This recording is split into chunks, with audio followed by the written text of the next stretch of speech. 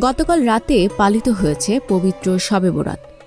ইসলাম ধর্মের গুরুত্বপূর্ণ 4টি রাতের অন্যতম এই রাত রমজানের আগমনী বার্তা নিয়ে আসে। রাজধানী ঢাকার গাউসুল আজম জামে মসজিদে ধর্মপ্রাণ মুসলিমরা নফল নামাজ, কোরআন তিলাওয়াত ও জিকির আজগার করে শবে বরাত পালন করেছেন। অনেকেই প্রিয়জনের কবরস্থানে গিয়ে তাদের আত্মার মাগফিরাত ও ক্ষমা প্রার্থনা করেছেন। শবে বরাত উপলক্ষে মুসলিম সম্প্রদায়ের বাড়িগুলোতেও তৈরি হয় নানা ধরনের খাবার। বিশেষ করে ঘরে ঘরে হালুয়া ও রুটি তৈরির প্রথা প্রচলিত।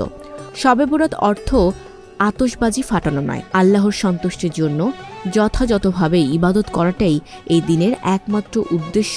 পবিত্র শবে বরাত ধর্মপ্রাণ মুসলিমদের জন্য আত্মার পরিশুদ্ধি ও আল্লাহর কাছে দোয়া করার এক বিশেষ রাত। তাই এই রাতটি গভীরভাবেই পালন করা হয়। Desk report, news flash 71।